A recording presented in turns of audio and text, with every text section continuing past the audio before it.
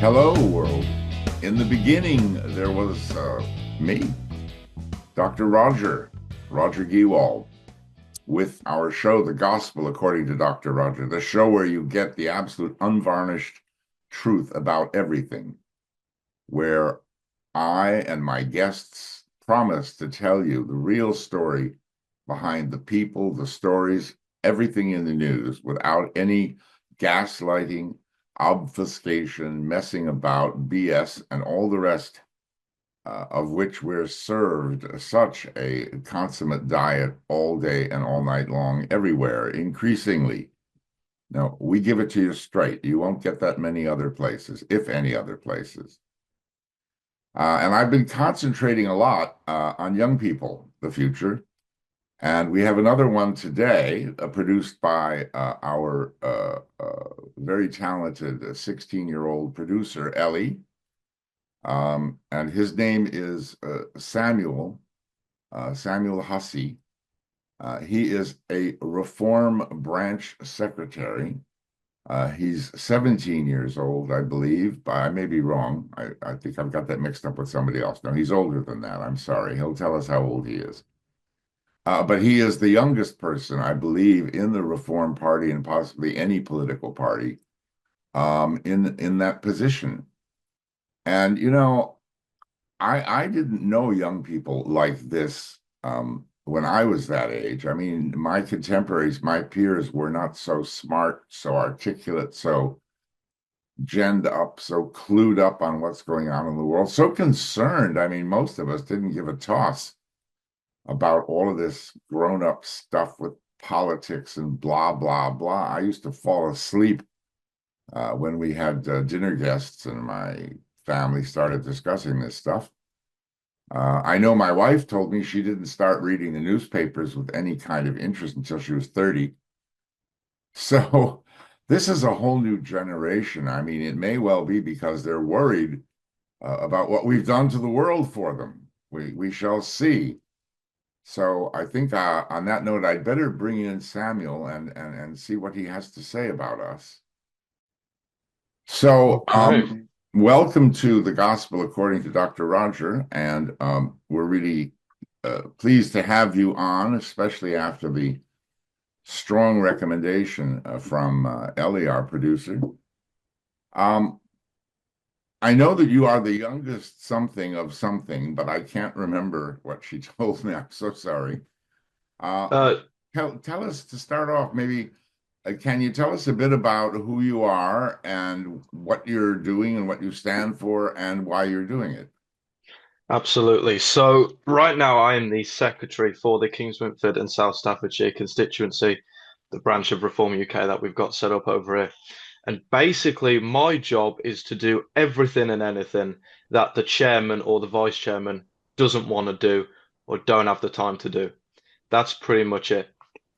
Um, I You're not an elected official, you're an appointed official. That's it, yeah. So we haven't had because our branch completely new compared to some of the others. I mean, we were only set up in I think it was December officially. Right. So no, I mean we never had any elections. We're going to have elections in June. I think it is June or July, round about then. But right now we're just waiting for the dust to settle following the previous local elections. But once all that's settled, we're going to hold some elections. Hell of a lot of dust. Oh yeah, trust me. I mean, at the local council, I mean, because we're from, it's a little bit tricky around us because our constituency was only created last year for the Uh-huh. general election last year, Yeah. and so we're all over the place. But we went to the Staffordshire Council building, and oh my goodness, what a kerfuffle that night was. I mean, we were there until 5 o'clock in the morning. Some of us, there was recounts. It was all over the place. And I mean, quite a cutthroat battle between us and the Tories, I'll tell you that now. Um, Labour didn't stand a chance near us. The Lib Dems and the Greens, they got a few, good hits in there, and but not enough to win any seats. It was mainly just Tories and Reform. Right. How old are you, Samuel? I am 20 years old. Okay, yeah, because I thought maybe you were 17 or something. Okay, right. So you're as old as that. All right, fine. Uh, Okay. But So, no, so, so, so tell me, how did you get into this and what are you doing and why? so how did I get into politics or how did I get into reform? Both, please. Both. Okay, so I'll tell you the whole thing. So I was never really a political person. I was surrounded by politics all my life, growing up in a 50-50 Labour and UKIP household. And I was never into politics. I thought it was boring. I thought it was what old men got into, to tell you the truth. Yep. But I always had this passion in my life, which was a passion for history, more particularly modern history. So I'd say, I don't know, 1776 onwards, right?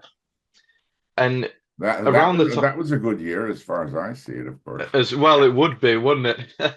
Not for us though. But No. no, definitely not. But no, I mean, 13 years old. It was 2018 at the time.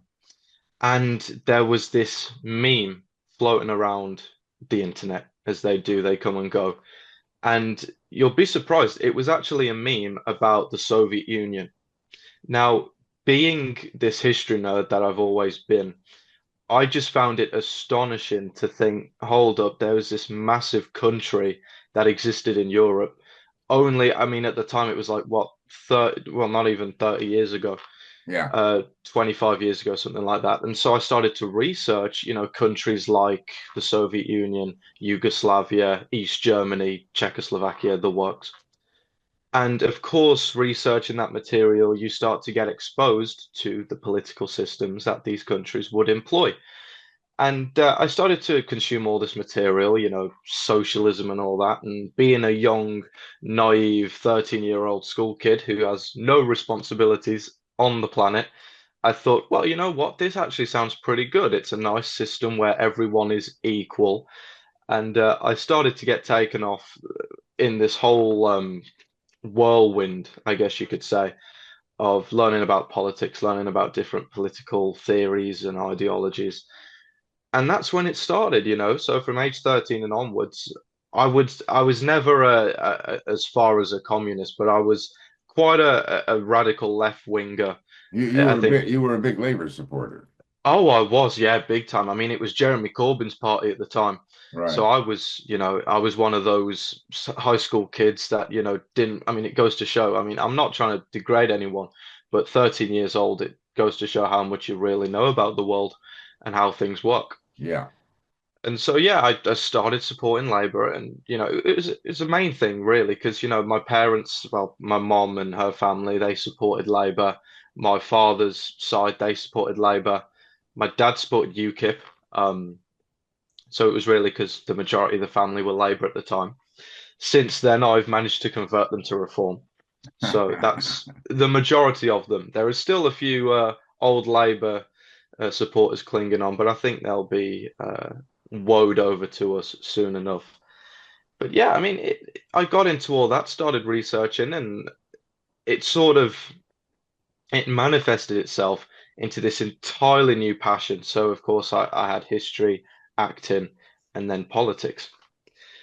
And the more you grow up, the more you start to educate yourself, and the more you begin to realize that not everything is as black and white as it seems, right? And so, I was growing up, and the first turning point for me came in 2020. And this is when we had all those lovely protests in 2020. We saw people going out into the streets, looting, burning things down, tearing down statues. It looked like scenes from a third world country. Yeah. And of course, and I always say this because I don't want to sound like, and I do have to watch how I word things because I am Reform UK after all. The message that Black Lives Matter and everything was sending to the public, end racism, absolutely, 100% agree with that. Anyone who hates anybody else purely because of skin color, I think that's the peak of stupidity. It really is. But I saw how these left wingers were acting out in the streets, and I just thought, have some respect at least. Don't go burning the British flag. Don't go vandalizing war memorials, vandalizing Winston Churchill's statue. And because I was never unpatriotic, I've always been patriotic, even when I was as far on the left wing as I think I've ever been. I was always patriotic. I was never one to tear down the flag, burn the flag, spit on it. What's something you learned from all this that you didn't actually expect? That the left wing are probably not as mature as I thought they would be, because I was always a very traditional socialist back, how many years ago was this? 5, 6 years ago now. Yeah, I was always it was purely ideological. It was never anything personal with anyone. I always maintained respect for people. But when I saw, my co-leftists going out and disrespecting people and having no care in the world for what other people thought, free speech is a big thing for me. They were trying to silence a bunch of people for the slightest thing. And it was just something I couldn't support. But I remained a leftist until 2022, because as I said, it was ideological. It was never anything personal I had with anyone, yeah, but I didn't want to be seen or associated with what we now think of when we think of the left wing. yeah, yeah. But So apart from free speech, what other issues or policies matter the most to you right now?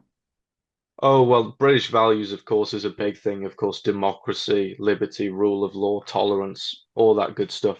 Well, And those are all kind of airy-fairy, like truth and duty and justice, whereas free speech, now you can see if somebody gets locked up for a tweet or ignored when they're actually being violent in the street and don't get arrested. And I mean, there's a difference there. What other issues like free speech that are not abstract and measurable matter to you? well, I guess you could say wokeness. I don't know if that's such a big defined issue, but definitely It's a bit wokeness. fuzzy, but it's I'd say it's in between free speech and democracy. Mm. Yeah. But it still Wo- it still plays into that big thing, Yeah, like, wokeness is a good one. Tell us about wokeness. What's your passion? What's your view about that? well, I think it sends a good message on the basis of, equality for all. We need to end injustice and stuff like that. Absolutely, couldn't agree more with stuff like that. But it's the methods in which these people employ to go about achieving those goals. It's, you hear all these things, and look, I've seen this stuff happen, where we see drag queens go in and read into toddlers and stuff like that. Little things like that. We used to have a class in secondary school actually called Global Studies. I'll never forget this. Global Studies. And you always hear this argument. I definitely do from my grandparents and their friends. Why don't we teach kids about taxes, how they're going to go about applying for a mortgage, how they're going to buy their first car, etc., etc. And we used to have this lesson, and one of those lessons was the teacher would give us £50, not real, I wish, but £50. Go online, go onto these shopping websites, and go and pick out groceries that would last you a week. Now, this was before, inflation increased and all that, so 50 quid could actually get you quite a bit. And it was just useful stuff like that. But soon enough, that global studies course got replaced with, gender ideology, not exactly critical race theory, but something similar. And all we'd be taught in these lessons are, current issues, current controversies that I felt didn't really have a place in schools. Sure, we can mention it here and there, but the depth in which the teachers would go in, and look, I understand it's not the teachers, it's whatever they're sent by the education board. But the depth into which we were going into such subjects, I really felt had no place in schools. Definitely not with some of the children that I knew. I say children, teenagers, uh, that I knew at the time. And it was mental. I mean, and going back to freedom of speech, I was kind of, even though I was still a leftist at the time, I still had a lot to say about some of the things we were being taught. So I remember one lesson we were being taught, why are there 70 genders? I can't remember the exact number. 70 genders and why we need to accept that. I know for a fact there are not 70 genders on this planet. There's two. All right. No one will ever convince me otherwise. And whenever I used to get up, and the teachers were very, very reluctant to get me up in front of the class because they knew that whenever I got up, there'd be controversy. And I got up this one time, and I'll tell you one, like one instance, I was at the back of the class. I was stood up, I was speaking, I was projecting my thoughts, and on the row in front of me was how do I word this? People of the LGBT persuasion. And they didn't like some of the things that I had to say because I said to him straight, I said, look, I totally agree with the message they're trying to send. 100% we need to end discrimination and all that. But some of the methods in which these people are employing, I don't agree with. I kid you not, I'll never forget this. I had a fully loaded pencil case, heavy duty thing, not just a little plastic thing, heavy loaded pencil case, just boom, thrown at me. Luckily enough, I ducked. It didn't hit me. But if that thing would have hit me on the head, I would have definitely been concussed. But it's just some of these subjects. For instance, going back to Black Lives Matter, George Floyd. All right, I don't know how controversial you want to get on this show. As controversial as you can be. Well, we'll try our best and try not to go too far down the tubes. But we were being taught, why this man was so wrongfully killed. Now, if anyone has ever researched into this man, they will know that for instance, one of the best examples I can give. Apparently, I think he robbed a pregnant woman, shoved a gun up to her stomach, and all that. He was a big, big abuser of drugs. And I saw the body cam footage of his arrest. Even the woman he was with in the car was saying, Floyd, do not resist. Don't resist. Go with them. You're going to be fine. And he's there and he's, not complying. And he's literally overdosed on fentanyl. This guy was dead before he even got on the floor. And I'll put my hands up and say, look, the police in that video, there were times where they could have been a little more respectful. When they were shoving him into the car and they were saying, come on, you need to come with us. And he's saying, I can't breathe before he's even on the floor. Uh, they obviously should have pulled him aside and made sure he was okay. So I'm not Yeah, saying it but was, you've got to admit that a policeman putting his knee on someone's throat, that under whatever, if it was Adolf Hitler, you still don't do that. oh, absolutely, absolutely. I mean, you should, even when the person is screaming that they can't breathe, I mean, you shouldn't have your knee on their throat. No, that's Now, completely I unacceptable. agree with you that that was turned into a real sick spectacle where a very, what shall I say, a very unworthy person was portrayed and still is as a hero. Yeah. But what was done to him is inexcusable, and that is the main issue here. Hmm. But Well, yeah, you're he didn't absolutely right in what deserve. you say. Yeah, exactly. I mean, he didn't deserve to die the way he did. He didn't deserve to die in the Yeah, first place. I think he yeah, should have faced justice. sure. But at the same time, I don't think he deserved to be a martyr. He didn't deserve to be glorified the way he was. Absolutely. Absolutely. With his background, no chance, no way. No, he was a dodgy fella. I mean, what can you say about the guy? He was a dodgy fella. But yeah, no, here you are, 14-year-olds, very impressionable age at 14. You're going through puberty, you're going through all these chemical changes. And I think that's one of the main reasons I fell to the left wing and the radical left wing so easily at that age, because you're undergoing all these changes and you can't really think for yourself. But we were being forced these agendas that I knew for a fact weren't true. Yeah, I knew that they were nowhere near, um, you know, as you said, it was a spectacle.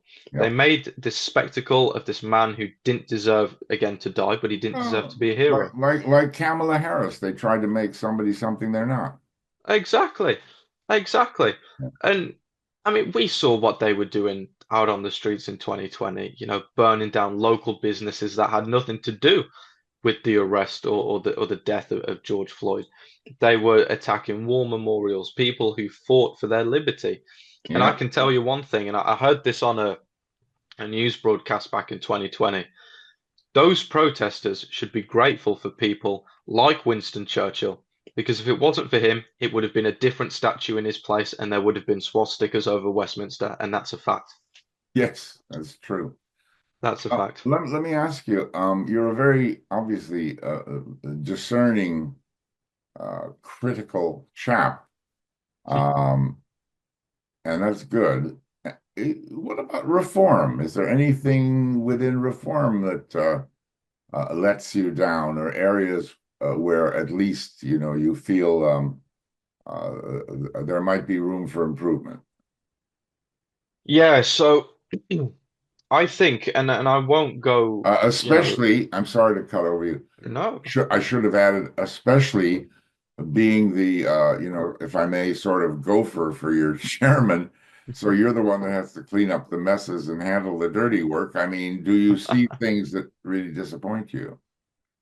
Well, I mean, there are a couple of things, and I guess one of the number one things was how the whole Rupert Lowe case was handled.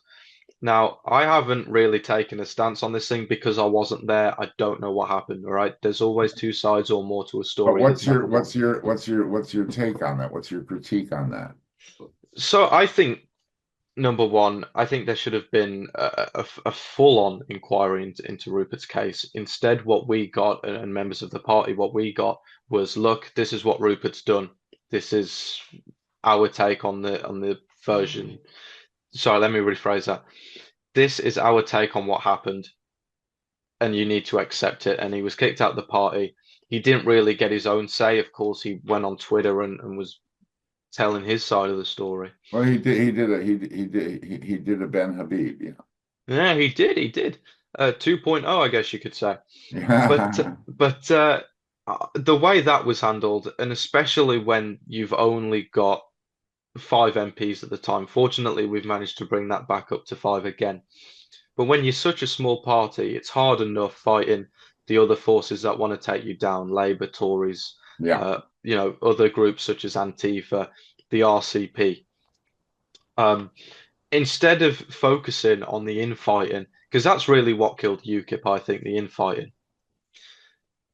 And if you could have just handled that a bit more So professionally, and one area that lets you down is the infighting. Any others? yeah, so apart from the infighting, um, I did hear now again, I don't know the full on the gist of things that happened. I probably should, but I will admit that I don't. Apparently, Reform sort of eased off the throttle on going after the whole grooming gang scandal. I think they need to keep pushing that no matter what, and it's a justice. It's their duty for those young girls that were affected and all those families that were affected. Uh-huh. Oh, that's all I heard. I don't know if that's the truth. I don't know if they are taking sort of a backseat from that issue. I should hope not, but if they are, that would let me down. Yeah, That's a good point. That's a good point. yeah. One thing that occurs to me is on those occasions where I've suggested to Nigel that they might do something or do something a certain way, he's reminded me that he doesn't, quote, do detail, unquote. Hmm, And he doesn't. And I'm always looking around wondering, so who is the lieutenant general in charge of detail? Getting all the nitty gritty done. It's going to be people like you, absolutely. but I don't see them. No, and you're not going to see them. You're not going to see them because, I mean, let's face it, Reform UK is the most targeted political party at the moment. Everyone and their mother who do not like even Nigel Farage as a person, who is sticking to the old parties and want to prop up the uni party, which is the Conservative and Labour parties, they are going to go after Reform. And you're not going to see the people who make these plans because once you get a hold of them, the whole Reform structure is at threat of crumbling. But the detail people are there, you're saying. Oh, I mean, they're definitely there. I mean, me personally, I think they're here, there, and everywhere. Okay. Even me, to a certain extent, the input that I give at branch meetings, I'm sure that goes, Okay. Okay. to the regional manager and Okay. probably even further Okay. up. Okay. So But no, let me ask you a question. You are an appointed official now. In the next few years, do you have a desire to become an elected official? Do you want to be a politician? Oh, I mean, where do you see yourself in, I don't know, 4 years' time, both personally and within the Reform Party? well, I've been asked this loads of times, and I have also been told that if I do decide to do it, I think I probably will in the end. I've been told that I'd have a very good future in the party. I'm sure. But it all depends on my personal life. I have had passions in the past which I've tried to develop into careers. Acting was one of them. I tried acting. Unfortunately, it didn't work out well for me. I accepted it and I thought, well, I'm young. I've got this other passion for politics. Might as well delve into that. I would like. Not much difference between the two. Oh, well, I suppose in some of them, I mean, it's all theatrics in one way or another, I suppose. But I think you have to be a lot more intelligent for politics, especially if you get into some of the higher up positions, such as MP or, a member of the cabinet or whatever. But I think I would make a fairly decent elected official, whether that's I'm running in the council elections, fingers crossed, next year. We didn't have them this year, unfortunately, because how it works is we have 3 years in which three councillors are elected. Then we have an off year, and then we have a year after where we have elections, and that's next year. So I would absolutely be up for it. I think I could do a lot for the community. We've got quite a few problems going on, which the current Labour and Tory councillors don't seem to be tackling whatsoever. And if it does develop into I get the chance to be a MP candidate or whatever, I think I would go for it as long as there's no one clearly way more intelligent than I am. And because don't get me wrong, there's a lot of people who are fit for the role of MP who I've met in our Yeah, local branch. most politicians wouldn't let that stop them. Oh, well, no, they don't, do they? They wouldn't dream of it. But there's a lot of people I've met, but if they weren't up for it, I'd certainly be up for it. Like I said, there's a lot of issues that I'd tackle head first, and I wouldn't let up, not in a million years. I'm sure you'd be brilliant. Oh, thank you Thank for you that. very much, Samuel. So, that's it for today, folks. Thank you so much for joining us. And I mean, just look at these young people. I mean, look at this guy. Well, mind you, he's already 20, so Well, yeah, that's he's part of it. Yeah. yeah, he's getting on a bit. But as I said in the beginning, I never saw people like this when I was that age. They weren't roaming the earth. So No. I hope you all enjoyed that view of looking at the world leaders of the future there in his identical. I was with him the other day to Richard Tice blue suit. Exactly. Wow. They must have been to the same place. Well, maybe. And, yeah, and it's been a pleasure having you, and we'll see you Thank again you. next week on the Gospel according to Dr. Roger. Thank you very much. Thank you very much, Robert. Roger. Roger. Roger, sorry. Yeah.